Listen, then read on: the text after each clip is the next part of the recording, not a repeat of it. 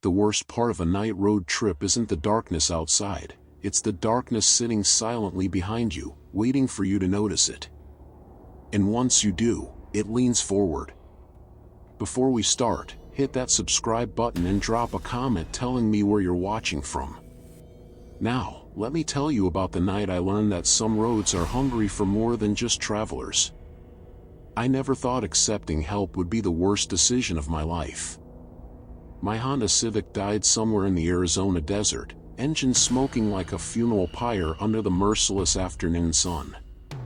28 years old, alone, and my phone showing that cruel no-service message that might as well have said you're dead. The heat was unbearable. Each breath felt like swallowing fire. I'd been waiting 2 hours when that pickup truck appeared, crawling toward me like a vulture spotting wounded prey. The man who stepped out looked normal enough. Flannel shirt. Weathered jeans. A smile that seemed friendly until you looked closer at his eyes. They were wrong. Cold. Empty. Car trouble, he asked, but something in his voice made my skin crawl. Like he already knew the answer. Like he'd been expecting me. He circled my car slowly, touching the hood, peering through windows, and I realized he wasn't checking what was wrong. He was checking if I was alone. Making sure nobody else would complicate things. Radiator shot, he finally said. I can give you a ride to Kingman. It's about 40 miles up the road. Every instinct screamed at me to refuse. But the sun was dropping fast, and the desert night would kill me just as surely as whatever this man had planned. I grabbed my purse and followed him to his truck, my hands shaking so badly I could barely open the door. The inside reeked of stale cigarettes and something metallic. Copper. Like old blood. A rosary hung from the mirror, swaying gently, and I thought how many evil men hide behind religious symbols. How many monsters go to church on Sunday? We drove in silence for maybe 10 minutes. Then he took an exit I hadn't seen coming. A narrow dirt road that curved away from the highway and into the emptiness. Is this the way to Kingman? My voice came out thin and frightened. He didn't answer right away. Just kept driving, fingers drumming on the wheel in some rhythm only he could hear. When he finally spoke, his voice had changed. Flatter. More honest. Back roads are safer. Fewer eyes out here. My blood turned to ice. I reached for the door handle and pulled. Nothing. The lock wouldn't budge no matter how hard I tried. Child locks, he said, and I saw him watching me in the mirror. Sometimes they stick. But his explanation felt rehearsed. Practiced. Like he'd said it before to other women who'd made my same mistake. That's when I saw it. Something metallic under his seat, catching the dying sunlight. Handcuffs. Real ones. The chain wrapped around something dark that I couldn't quite see. My whole body went rigid with terror. He started muttering to himself. Words I could barely make out about roots and eyes and keeping things clean. Every time I asked how much further to town, he'd just say soon, real soon, but we'd been driving 20 minutes now and there was still nothing but desert. Then I saw the shoe. A woman's sneaker, white with pink laces, wedged between the floor mat and his door. It was dirty. Stained with something dark around the heel. Just one shoe. Just one. I knew then, with absolute certainty, that I was living through one of those stories you read about. Woman accepts ride from stranger. Disappears. Body found weeks later if found at all. My mind raced through every self-defense article I'd ever skimmed. Every true crime podcast I'd half listened to. He was bigger than me. Stronger. And we were going 60 miles per hour on a dirt road. Jumping would kill me as surely as whatever he had planned. The sun dipped lower, casting long shadows that looked like grasping fingers. He turned on the headlights even though it wasn't quite dark yet. "Almost there," he said, and the way he smiled made bile rise in my throat. I forced myself to smile back, to play along with whatever sick game he thought we were in. "I really need to pee," I said, making my voice shake just right. Like desperately. "Please. I don't want to mess up your truck." Something about that got to him. The idea of his space being contaminated. He started slowing down, looking for a spot near some tall brush. When he pulled over, he reached across me to unlock my door manually. His arm brushed against me and my skin wanted to crawl right off my body. "2 minutes," he said, and his eyes had gone completely cold. "Dead. And don't think about running. There's nowhere to go out here." But I was already calculating distances and angles as I stepped out. He stayed in the driver's seat, watching me walk toward the bushes. I knew I had maybe 10 seconds once I was out of his sight. Instead of stopping at the first cluster of brush, I kept walking. Faster. Until I heard his door open behind me. Then I ran. Not in a straight line where he could follow in his truck, but at an angle toward a cluster of massive boulders I'd spotted about 100 yards away. I heard him shouting. Heard the truck engine roar to life. But I didn't look back. I scrambled up those rocks like my life depended on it, because it did, squeezing myself into a crevice between two huge stones just as his headlights swept across where I'd been standing. He drove around those rocks for what felt like hours, yelling things that made me press my hands against my ears, promising he'd find me, that the desert would kill me anyway, that I was making everything worse. Eventually, the engine sounds grew fainter, then disappeared entirely. I stayed wedged in those rocks until the sun came up, shaking from cold and fear, checking my phone obsessively until finally, around 6 in the morning, I got one bar of signal. The 911 operator kept asking me where I was, but all I could tell her was somewhere between Phoenix and Kingman near some big rocks. It took search and rescue 3 hours to find me, following my phone's GPS. When they did, I was dehydrated, sunburned, and could barely speak. They found my car right where I'd left it, but there were fresh tire tracks behind it that didn't match any of the rescue vehicles. The police took my statement. Took it very seriously when I described the truck, the handcuffs, the shoe. They said I was lucky, that my instincts had saved me. They never found him though. They said my description matched reports they'd gotten over the past 2 years. Always different stretches of empty highway. Always women traveling alone. They showed me photos of 3 missing women. Asked if I'd seen anything else in his truck that might have belonged to them. I couldn't help them. I'd been too focused on getting out alive. Sometimes I think about that white sneaker with pink laces. Wonder who wore it. If she had someone waiting for her to come home. I think about how he knew exactly where to take that exit. How practiced his movements were. How many times he'd probably done this before. I never made it to that job interview. Never rescheduled it either. I stayed in Phoenix. Got a job at a call center where I'm surrounded by people all day. Where someone would notice if I didn't show up. I bought a new car, something reliable. And I never drive alone through the desert anymore. When friends complain about the cost of airfare, I just tell them it's worth it. They don't understand why I'm so adamant about it. And I hope they never have to. Story 2, The Highway Stalker. They warned me about Highway 50 through Nevada in August, but when your flight gets canceled and you're desperate to make a job interview in Salt Lake City, you make bad decisions. I borrowed my brother's old Ford Explorer, the one he swore could handle anything, and left Reno around noon on a Thursday. For hours into the drive, somewhere between Fallon and Austin where there's nothing but sagebrush and heat mirages for miles, the temperature gauge started climbing into the red. I pulled over immediately, killed the engine, popped the hood to a cloud of steam that burned my face.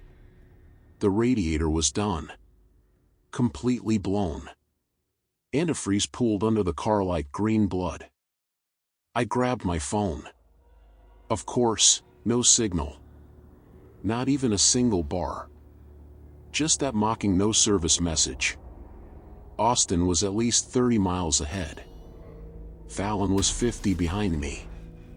I had maybe half a bottle of water, dress shoes because of the interview, and the sun was hitting that special kind of brutal where the asphalt actually looks wet from heat waves. I locked the car, left a note on the windshield, and started walking. My father had always told me to stay with the vehicle. But after 40 minutes without seeing a single car pass, I figured walking gave me better odds than sitting in a metal box slowly cooking myself. About an hour into my walk, maybe 3 miles from the Explorer, I stopped to take a tiny sip of water and noticed something on a ridge to my right. Maybe a quarter mile off the road. A dark blue SUV. One of those big Chevrolet Suburbans. Just sitting there among the scrub brush and rocks. The thing was covered in dust like it had been there for days. But what made me pause was how it was positioned. Facing directly toward the highway. Toward me. I figured maybe someone else had broken down. Happens all the time out here. But then I saw the sun glint off the windshield in a way that meant the glass was clean. Recently cleaned. I kept walking, telling myself I was being paranoid. That the heat was getting to me. But I couldn't help glancing back every few minutes. 20 minutes later, I checked again. The SUV had moved. Not drastically, but it was definitely on a different part of the ridge. Maybe 100 yards closer to where I was now. Same vehicle. Same dusty blue color. But parked at a slightly different angle. Still facing me. My mouth went dry, and it wasn't just from the heat. I picked up my pace. My dress shoes already giving me blisters that felt like hot coins pressed against my heels. I tried to rationalize it. Maybe there were two similar vehicles. Maybe I was getting confused by the heat shimmer. But when I looked back again after another 15 minutes, the Suburban was on an even closer ridge. Parallel to where I was walking. Someone was following me. Staying off-road. Watching me struggle along this empty highway. I started jogging, which was stupid in that heat, but fear does things to your judgment. Every time I looked back, that SUV had repositioned itself. Always maintaining the same distance. But following my progress like a shark tracking wounded prey. At one point, I stopped and waved my arms, trying to signal for help. Hoping maybe they'd come down and offer a ride. But the vehicle just sat there. Engine off. Waiting. I could barely make out the windshield from that distance, but I swear I could feel eyes on me. Studying me. Measuring how much fight I had left.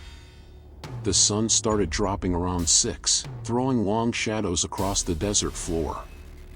The temperature began its dramatic swing toward freezing. I'd been walking for nearly 5 hours. My feet were raw and bleeding inside my shoes. I'd finished the water 2 hours ago. The SUV hadn't shown itself for the last 30 minutes, and I let myself hope that maybe whoever it was had gotten bored. Then I heard it. The low rumble of an engine starting up somewhere behind me. Echoing off the rocky hills. I turned around and saw headlights flash once, twice, then go dark. The Suburban was on the highway now. Maybe half a mile back. Just sitting there in the growing darkness. I kept walking, but now I could hear it creeping behind me. That big engine barely above idle. tires crunching slowly on the asphalt. No headlights. Just this massive shadow moving through the darkness at maybe 2 miles per hour. Matching my pace exactly. When I stopped, it stopped. When I started again, it started. I tried yelling back at them, my voice cracking from dehydration, asking what they wanted, begging for water, for help, for anything. No response. Just that steady engine growl following me like death itself had taken the form of a Chevrolet. My legs were shaking now. Not just from exhaustion, but from the cold that was settling into my bones. I thought about leaving the road, heading into the desert. But that would be suicide even without someone hunting me. The terrain out there was all ravines and loose rock. Impossible to navigate in the dark, especially in dress shoes that were already falling apart. Plus, whoever was in that SUV knew this area. Had been tracking me off-road all afternoon. Like they'd done it before. They were waiting for something. Waiting for me to collapse. To give up. And the sick part was they were enjoying it.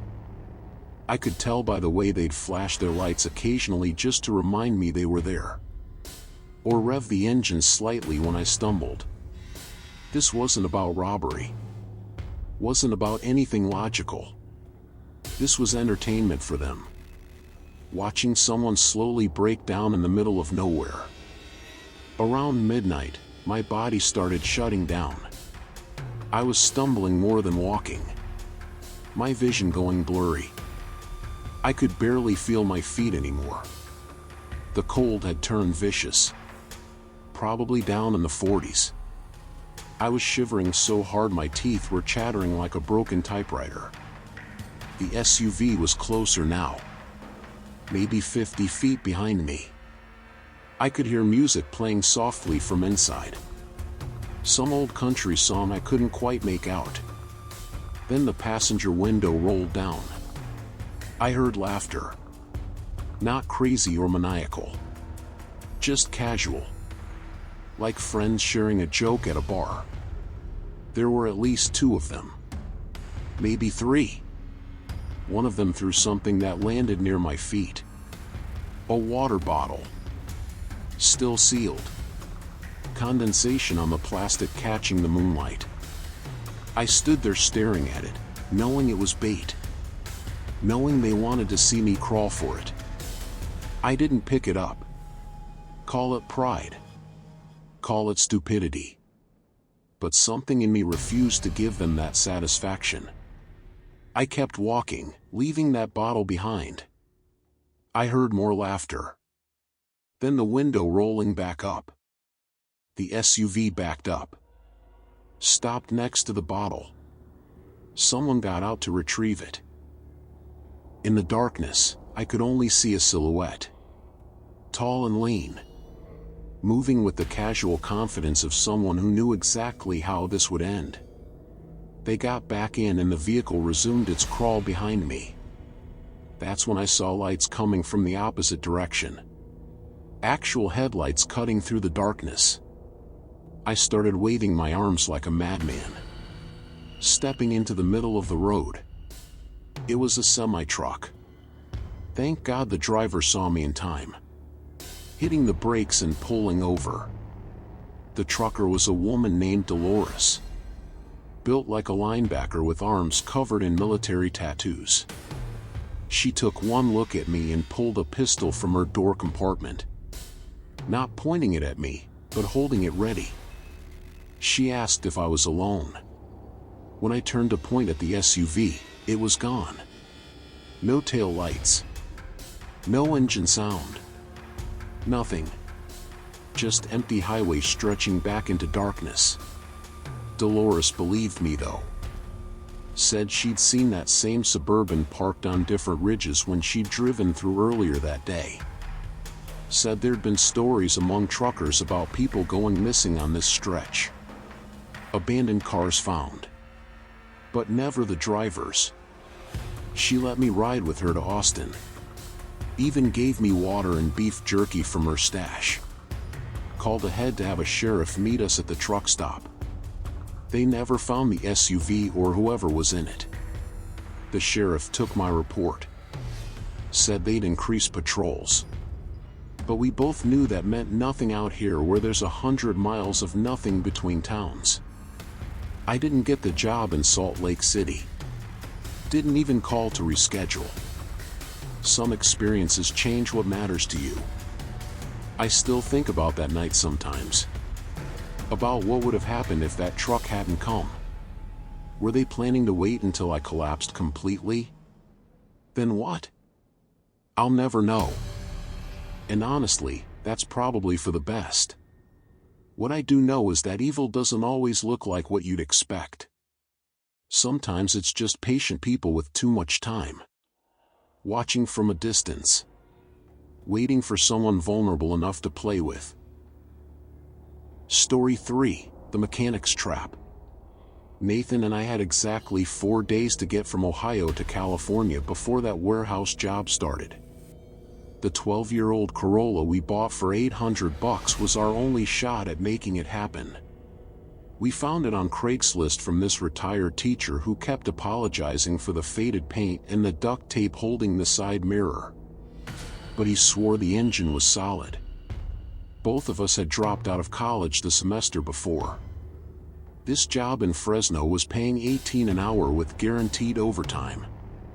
More money than either of us had ever made. We threw our stuff in garbage bags, tossed them in the back seat, and figured if we took turns driving straight through, we'd make it. We made good time for the first day and a half. Switching drivers every 4 hours. Following the GPS through states that all started to blur together. I was trying to sleep in the passenger seat, my neck twisted at this uncomfortable angle against the window, when I felt the car starting to lose power. The engine was making this grinding sound. Like someone was forcing metal gears to turn without oil. No matter how hard Nathan pressed the accelerator, we kept slowing down. We barely made it off the highway and into this town that wasn't even marked on our GPS. Just a handful of buildings clustered around one main street that looked like time had stopped somewhere in the 80s. Most of the storefronts were either boarded up or had those sun-bleached for lease signs that had probably been there for years. At the very end of the street sat a mechanic shop. What used to be a gas station with 2 garage bays and a hand-painted sign that said repairs in letters that were cracking and peeling like old skin. The mechanic who came out when we pulled in was probably in his 50s. Wearing coveralls that might have been blue once but had faded to this sick grayish color. Stained with patches of oil that looked like they'd been there since the shop opened.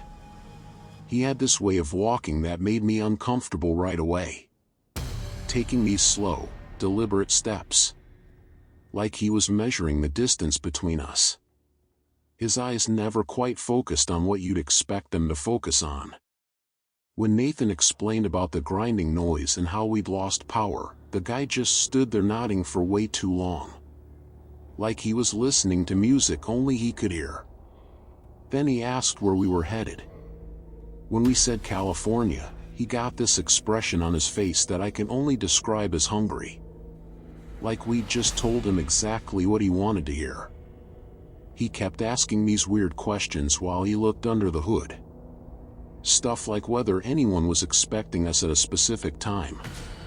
If we'd told people which route we were taking. Whether we had family who'd come looking if we didn't show up.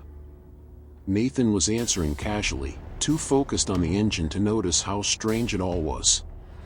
But I was standing there watching this guy's face, and something about the way he kept glancing at our license plates and then back at us made my chest feel tight. He told us the problem was with the fuel pump. Said it was barely hanging on. We were lucky we made it to his shop when we did, because another few miles and we would have been stranded on the highway with no cell service for 20 miles in either direction. The way he said lucky made it sound like the opposite. Dragging the word out while he wiped his hands on this filthy rag. He quoted us $300 for the repair. said he happened to have the right pump in stock, which was unusual for such an old model. Wasn't that fortunate, he said, and he could have us back on the road in about an hour. Nathan and I exchanged looks because $300 would eat up almost all our emergency fund. But what choice did we have? While the mechanic worked, he kept up this steady stream of conversation, talking about how not many people came through anymore, how the interstate had killed the town, how he sometimes went weeks without seeing new faces. He had this assistant, a younger guy, maybe in his 30s with a lazy eye and fingernails caked with dirt, who never said a word but kept walking past us to grab tools he clearly didn't need, staring at us sideways like we were animals in a zoo. When the mechanic finally said we were good to go, he made this big show of starting the engine and revving it, grinning at us with teeth that were all different shades of yellow and brown, some of them looking like they were rotting right out of his head. He kept his hand on Nathan's shoulder for way too long when he handed over the keys, squeezing just hard enough that I saw Nathan flinch. "You boys should be real careful on these roads," he said. "Lots of dangerous curves coming up. Wouldn't want anything unfortunate to happen to two nice boys like you." The assistant was standing in the doorway to the office, blocking it partially with his body. I noticed he had our credit card receipt in his hand even though we'd paid cash, waving it slowly like he was trying to memorize the numbers. Nathan practically dragged me to the car, both of us moving faster than we wanted to admit. We peeled out of there without looking back, both of us pretending we weren't as scared as we actually were. For the first 10 minutes back on the highway, we didn't talk at all. Just kept checking the mirrors and listening to the engine, which was running smooth and quiet like nothing had ever been wrong with it. Nathan finally broke the silence, saying something about how we should call his mom when we got cell service back. I was about to agree when I noticed the temperature gauge starting to creep up. It was subtle at first, just edging past the normal range. But within another 5 minutes, it was climbing steadily toward the red zone. Nathan was already slowing down, looking for a place to pull over, when we heard it. This soft tapping sound coming from under the hood, rhythmic and deliberate, like someone knocking on a door. The smell hit us next, this sweet chemical odor that made my eyes water. Nathan barely got us onto the shoulder before smoke started pouring out from the edges of the hood. We sat there for maybe 30 seconds, both of us knowing we should get out and look, but neither of us wanting to.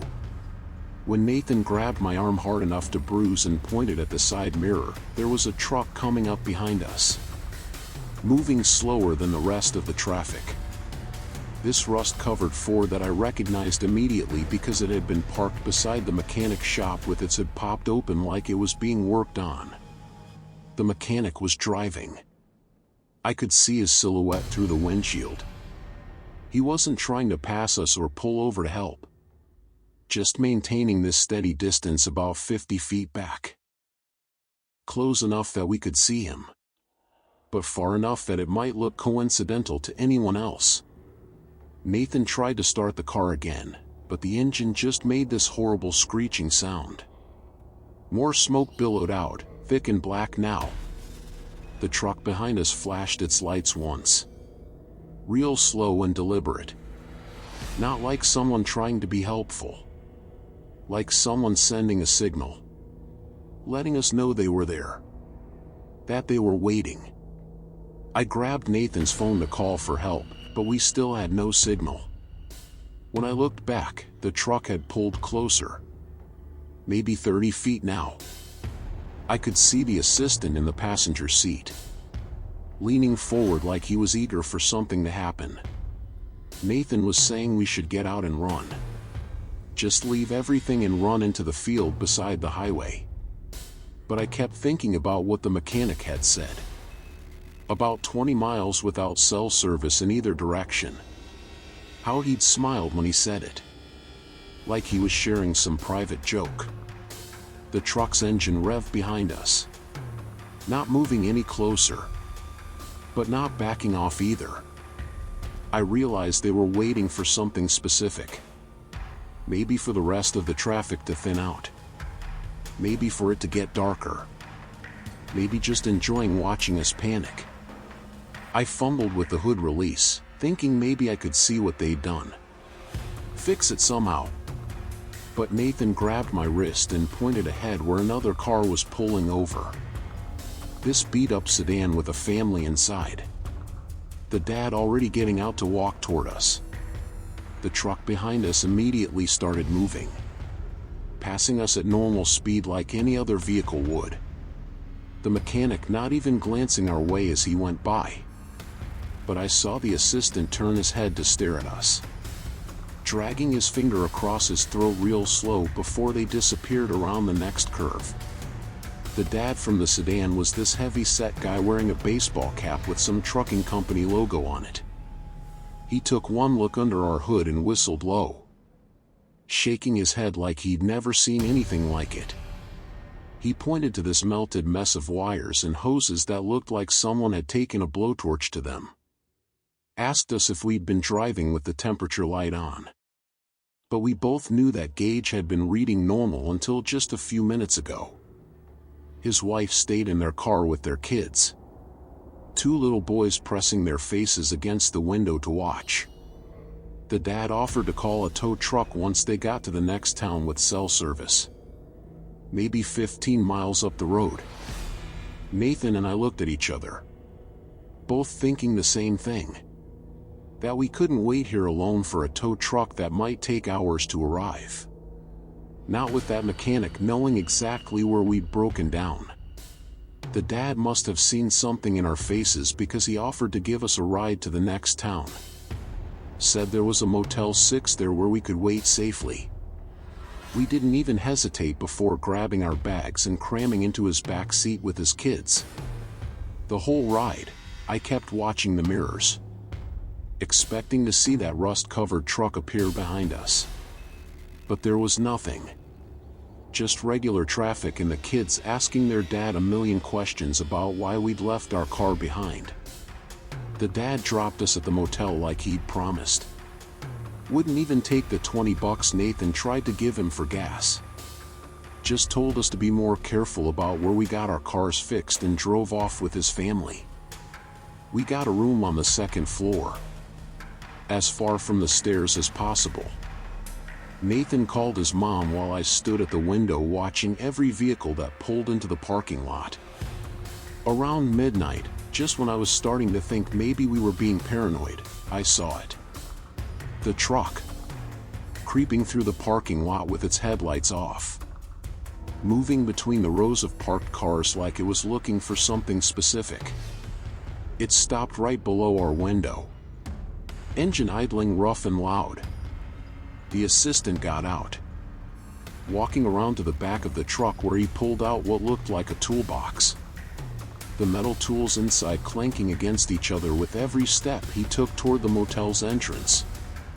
Nathan was already on the phone with 911, whispering our location, saying there were people following us who had sabotaged our car. I could hear the dispatcher asking him to speak up, to slow down, to explain what was happening. I kept my eyes on the assistant, watched him try the door to the motel office, which was locked since it was past midnight. Then saw him walk along the first floor, stopping at each room's window like he was listening for something. The mechanic got out of the truck then, carrying what looked like a Slim Jim for breaking into cars. They both started moving more purposefully, heading toward the exterior stairs that led to the second floor. Nathan was practically yelling into the phone now, telling them to hurry, that these men were coming up the stairs. I grabbed the desk chair and wedged it under the door handle just as we heard footsteps on the metal stairs outside. The doorknob rattled, gentle at first, like someone testing it, then harder, more insistent. We could hear the assistants breathing through the thin door. Heavy and excited. Like a dog that had cornered its prey. The police arrived maybe 3 minutes later. But those were the longest 3 minutes of my life. Listening to them working on the lock. Feeling the door shake as they put their weight against it. Hearing the mechanic's voice for the first time.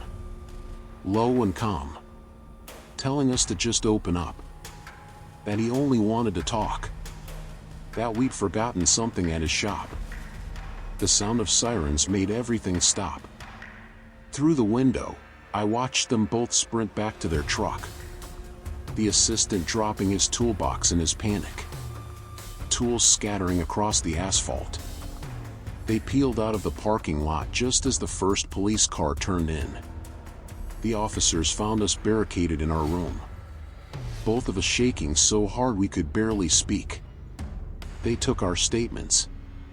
Said they'd send someone to check on the mechanic shop. But when they called us the next morning, the place was completely abandoned. Cleared out like nobody had been there in years. Nathan's mom drove out to get us that afternoon. Didn't say a word about us being idiots the whole ride home. Just kept touching our shoulders like she needed to make sure we were really there. We never made it to that warehouse job in California. Never even tried to reschedule. And to this day, I still check my mirrors constantly when I drive. Still feel my chest tighten whenever I see a rust-covered truck. Still wonder sometimes what would have happened if that family hadn't stopped to help us on the highway. Story 4, The Blizzard Trap. January in Colorado means you respect the weather forecasts, especially when you're heading through the mountain passes. But sometimes life doesn't give you the luxury of waiting for clear skies. My mother had called that morning. Voice breaking as she told me about the stroke. Dad was in the ICU in Denver. She needed me there. Living in a small town on the western slope meant a 5-hour drive in good conditions.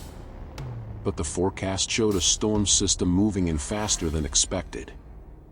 I'd graduated from nursing school just 2 years before. Medical emergencies were something I understood. Dad needed family there now. Not tomorrow.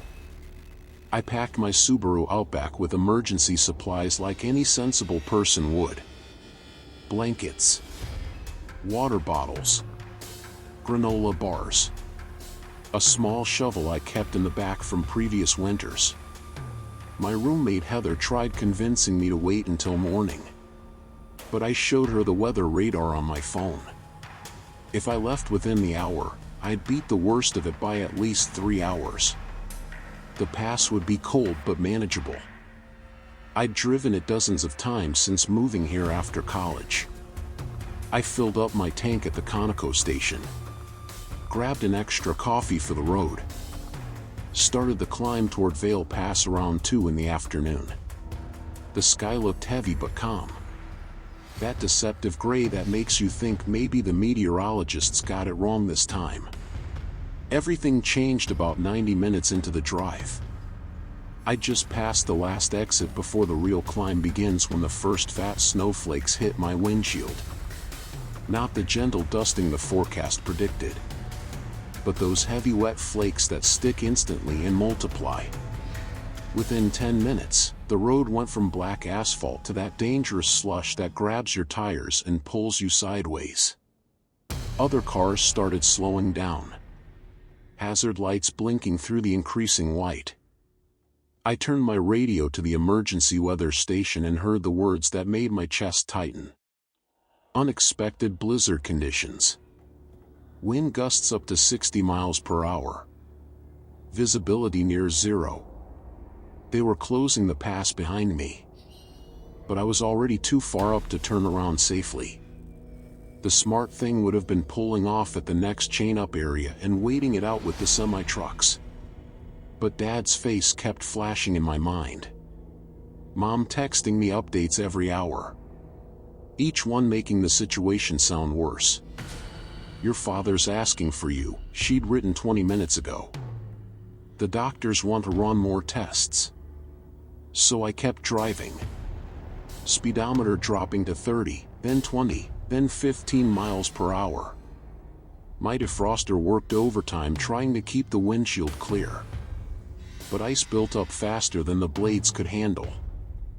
I leaned forward, peering through a small cleared patch, following the barely visible tail lights of a pickup truck ahead. When those lights suddenly veered right and disappeared, I realized too late that the truck had taken an exit. I was alone on what I thought was still the main road. But the snow had erased all the lane markings, all the signs, everything that tells you where pavement ends and shoulder begins. I felt the exact moment my right tires caught the soft shoulder. That sickening pull to the side. The steering wheel fighting against my grip. I tried to correct gently, remembering everything they teach you about not oversteering in snow. But the car had already decided its own path. We slid sideways in slow motion, the world rotating past my windows in a white blur.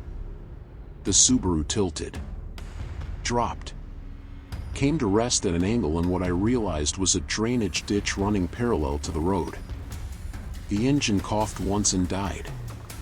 My heart hammered against my ribs as I turned the key. Click. Nothing. Tried again. Click. The dashboard lights flickered and went dark.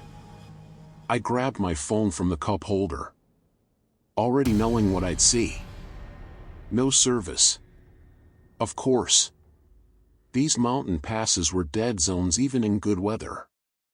The storm attacked my car like it had been waiting for this moment. Wind shrieked through the door seals, rocking the vehicle with each gust.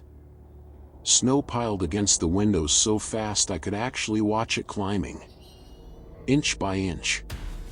Within 20 minutes, the tires were completely buried and the temperature inside started dropping despite the residual engine heat.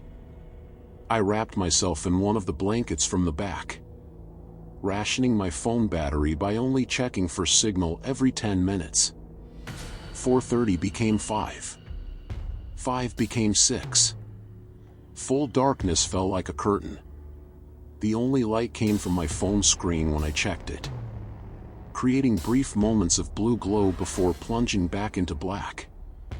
I tried not to think about statistics I'd heard about hypothermia, about how long a person could survive in a car during a blizzard. Instead, I focused on staying warm, keeping my feet moving, rubbing my hands together inside the blanket. Around what must have been 8 o'clock, I saw them through the rear window. 2 yellowish dots cutting through the white chaos, growing larger, brighter. Headlights. My whole body flooded with relief so intense it felt like stepping into a warm bath. I scrambled for my phone, turned on the flashlight, waved it frantically at the rear window. The vehicle, some kind of large SUV or truck from what I could tell, slowed down, came to a stop maybe 30 feet behind me. I kept waving the light, expecting to see a door open, someone rushing over with help. But nothing happened. The headlights just sat there, steady and unblinking through the storm. 1 minute passed, then 2, then 5. No honking to acknowledge they'd seen me. No hazard lights flashing. Just those 2 yellow eyes staring at my buried car. My relief began curdling into something else. Why weren't they getting out?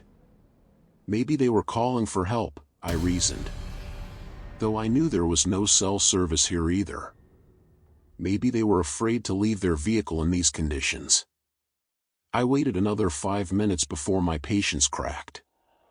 I pulled on my coat, steeled myself for the blast of cold, pushed against my door. It opened about 6 inches before hitting packed snow. I squeezed out through the gap, immediately regretting the decision as wind-driven ice crystals stung every exposed bit of skin. I raised my arm to shield my face and started trudging toward the headlights. Each step a battle against knee-deep snow. Halfway there, a figure emerged from the driver's side. They didn't rush toward me. Didn't call out asking if I was okay. They just stood there beside their vehicle, watching me struggle through the snow. When I got close enough to make out more than a silhouette, I saw it was a man. Tall and broad-shouldered, wearing what looked like a thick canvas work jacket. "Thank God you stopped," I shouted over the wind, my teeth already chattering. "My car died and I have no cell service. Can you call for help or give me a ride to the next town?" He didn't answer right away, just tilted his head slightly like he was studying me. When he finally spoke, his voice was calm. Too calm for the situation. "Car trouble?" he asked, as if we were discussing the weather at a gas station. "Yeah. Slid off the road. Engine won't start. I really need help." He nodded slowly, then looked past me toward my Subaru. "You traveling alone?" The question hit me wrong. Sent a cold that had nothing to do with the storm creeping up my spine. "My husband's expecting me," I lied, the words coming out instinctively. "He knows this route. He'll send people looking soon." The man smiled then. Just a small upturn of his lips that didn't reach his eyes. "In this weather? Nobody's coming up here tonight. Road's been closed for hours." He started walking toward my car without saying anything else. I found myself following, confused and increasingly uneasy. He didn't walk like someone trying to help. He moved deliberately, almost leisurely, despite the brutal conditions. When we reached my Subaru, he didn't check the hood or ask for my keys. Instead, he tried the driver's door handle, jiggling it when it stuck against the snow. Then he moved to the passenger side and did the same thing. He circled the entire vehicle, running his gloved hand along the windows, peering inside with his face pressed against the glass. My skin prickled with each movement he made. This wasn't someone checking the condition of my car. This was someone checking if anyone else was inside, cataloging what I had, assessing the situation. He completed his circle and stood by the driver's door again, then pulled something from his jacket pocket.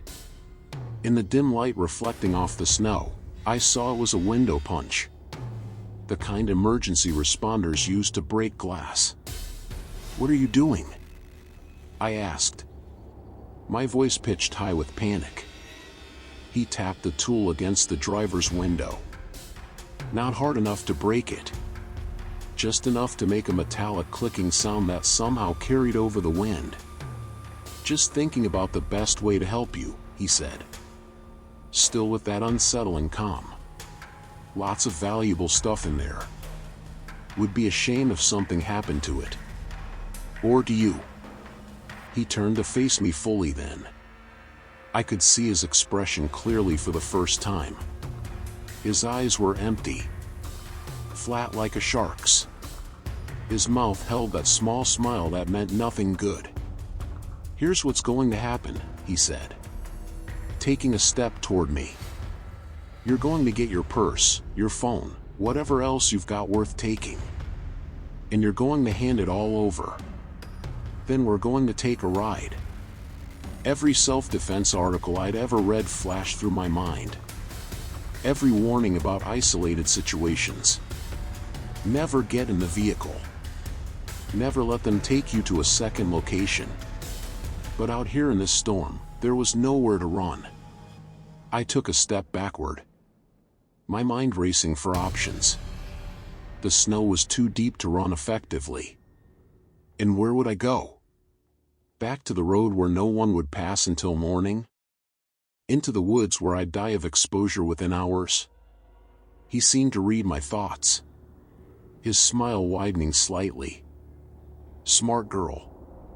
Doing the math, he said. Nobody knows you're here. Nobody's coming. Storm won't clear until tomorrow afternoon at the earliest. He was right about everything except one detail. During my nursing training, we'd done a rotation in the ER where I'd learned that sometimes the difference between victim and survivor came down to seconds in decisiveness. While he talked, enjoying his moment of control, I let my hand drift to my coat pocket where I'd put my car keys earlier. Not for the car, but for the small canister of bear spray attached to the keychain. A gift from my roommate when I'd moved to Colorado. Mountain lions and bears, she'd said. Though we both knew it worked on other predators too. When he took another step forward, reaching for my arm, I pulled the canister out and sprayed directly at his face. The orange cloud hit him instantly. His confident posture crumbled. He screamed, dropping the window punch, both hands flying to his eyes. The wind actually helped for once, keeping the spray directed away from me and full in his face. He stumbled backward, slipped in the deep snow, went down hard. I didn't wait to see what happened next. I ran toward his truck, still running with the driver's door open. Climbed inside. The interior smelled like cigarettes and something sour. Old food maybe. His phone sat in the cup holder. Miracle of miracles, it showed 1 bar of signal. I called 911. My voice shaking as I told them about the assault. The location as best I could determine from the last mile marker I'd seen. They said units were already stationed at the base of the pass, waiting for the storm to break. They'd send someone as soon as conditions allowed. Behind me, I could hear him still moaning, cursing, trying to clear his eyes with snow. I locked the truck doors and waited, watching him in the mirrors as he eventually struggled to his feet and stumbled off into the storm, heading down the mountain on foot rather than face what was coming. The police found me 3 hours later, still sitting in his truck with the heater running, the bear spray canister clutched in my lap. They found him too, about a mile down the road, half frozen and still partially blind, huddled behind a guardrail. Turns out this wasn't his first attempt at using weather as cover. There had been 2 other reports from the previous winter.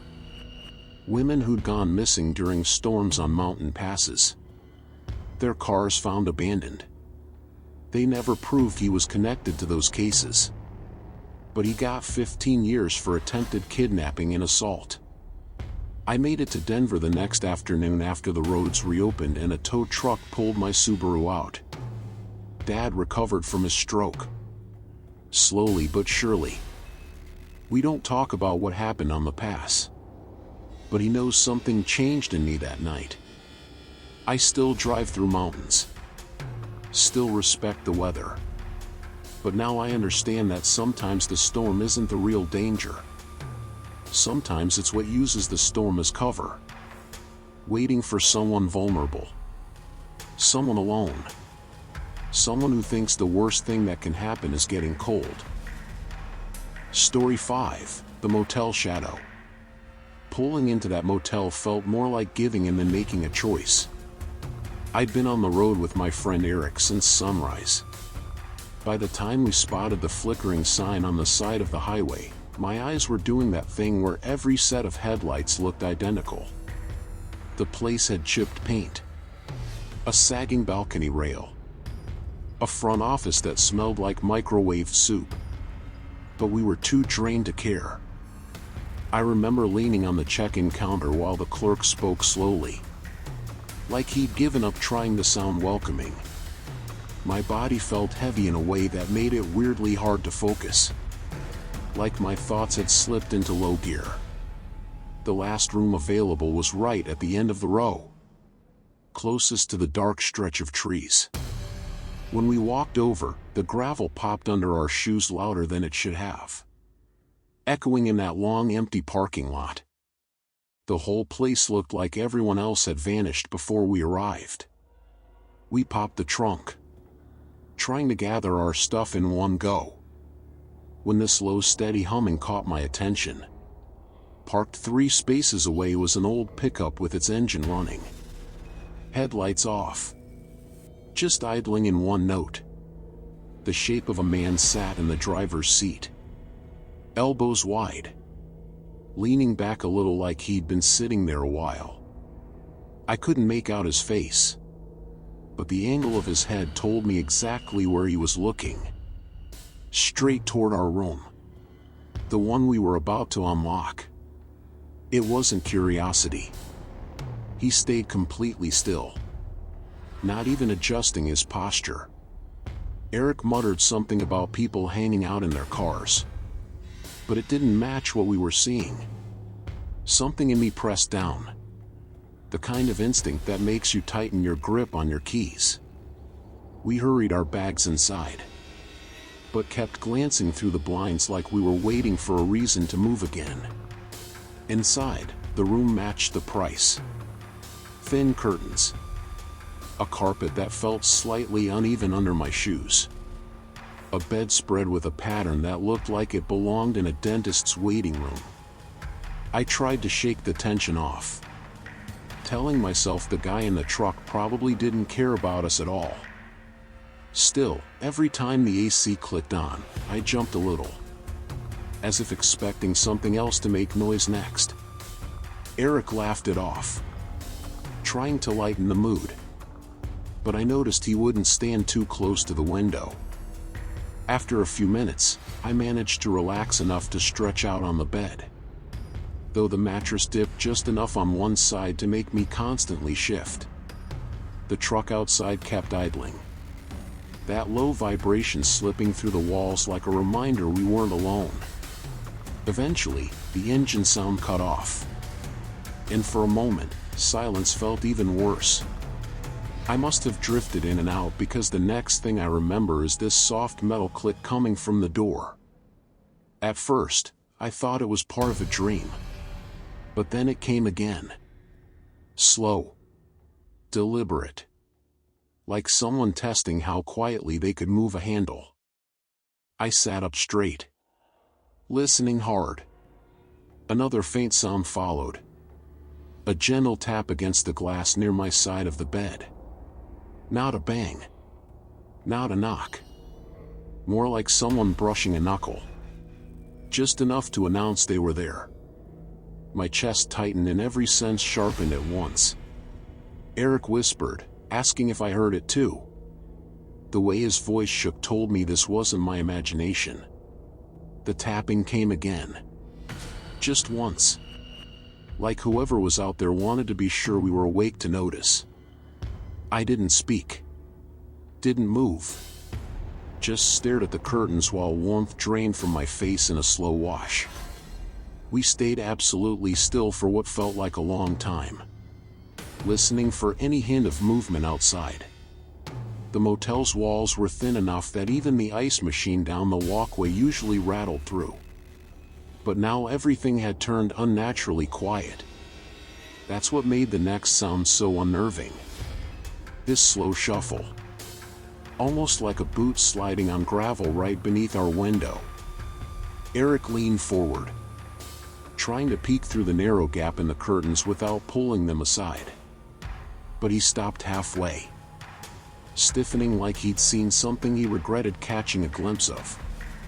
I whispered his name, but he didn't answer right away, just lifted one hand as if telling me to wait. That tiny gesture made my pulse hammer against my ribs. When he finally spoke, his voice came out barely audible. He said there was someone standing close enough that he could see the shape of their shoulder through the curtain's fabric. I didn't dare look. For a while, whoever it was just stood there, not tapping anymore, not trying the handle again, just lingering. That stillness felt intentional, like they were waiting for us to make a mistake. Every creak in the wooden frame of the building made me tense. I kept imagining the person outside leaning closer, trying to listen through the wall. Eventually, the crunch of steps drifted away, moving toward the far end of the lot. Eric let out a shaky exhale and finally backed away from the window, running his hand over his face like he was trying to erase the image. Neither of us said much after that. There was this unsaid agreement that if we talked about it out loud, we'd make the situation too real to ignore. I sat on the edge of the bed, staring at the door, half expecting the handle to twitch again. The clock on the nightstand ticked so loudly it felt like the room had shrunk around us. Sleeping became impossible after that. Every time I started to drift, some faint noise pulled me back. What sounded like a light footstep outside. Then something brushing against the siding. Then a car passing on the highway that made me think someone was pulling in again. At one point, I swear I heard breathing, low and steady, right on the other side of the door. I pressed my ear closer, unsure if I wanted confirmation or denial. But the sound faded before I could be certain. Eric kept the lamp on, his knees pulled up, staring at the door like he expected someone to burst through at any moment. The room felt smaller and heavier with every passing minute. I kept replaying the image of that truck in the parking lot. The man sitting motionless with the engine rumbling. Something told me he hadn't left as quietly as we wished. By the time dawn hinted at the edge of the curtains, we were both wide awake, drained in a way that felt bone deep. As soon as the sky brightened enough to see shadows clearly, we gathered our stuff, determined to get out of that room without lingering. When we stepped outside, the air felt cold and sharp, almost too fresh compared to the suffocating atmosphere inside. The lot looked empty except for a few scattered cars. But there were footprints in the gravel, leading right past our door. Deep impressions, as if someone had stood there for a long time. Eric stared at them without speaking. We made our way to the front office, hoping the morning light would make everything feel ridiculous, something we could laugh about later. But the clerk didn't look surprised when we mentioned the noises. He rubbed the back of his neck and said break-ins happen more often than people thought, especially when travelers arrived looking exhausted. He added that some thieves waited until guests were too tired to react quickly. Hearing it explained so casually made my chest tighten again. Like all the fear from the night settled back into place. We left that motel fast, both of us checking the mirrors far more often than usual as we drove away. Even after getting back on the highway, I kept glancing toward every vehicle that stayed behind us longer than necessary. That night changed the way I travel more than anything else I've ever experienced. Before then, I never thought about how obvious fatigue looks to a stranger. How easy it is for someone to pick the most worn-out person in a parking lot. I kept replaying the tapping on the window, wondering what the stranger outside hoped would happen next, if we had reacted differently. To this day, whenever I check into a hotel, no matter how nice or busy, I pause before closing the door. I make sure the deadbolt slides fully, that the latch fits tight, that no one is lurking nearby. I still think about the footsteps in the gravel, the stillness outside our window, the way the clerk explained it like it was part of the routine. But the part that unsettles me most is that nothing actually stopped that person from coming back. They didn't run when we stayed quiet. They just waited until they got bored or saw a better chance elsewhere. Maybe that's the only real ending to the story. Nothing happened because we happened to make the one choice, staying silent, that made us less interesting to whoever was out there. And even though we walked away unharmed, the fear of what almost happened still sits in the back of my mind every time I travel.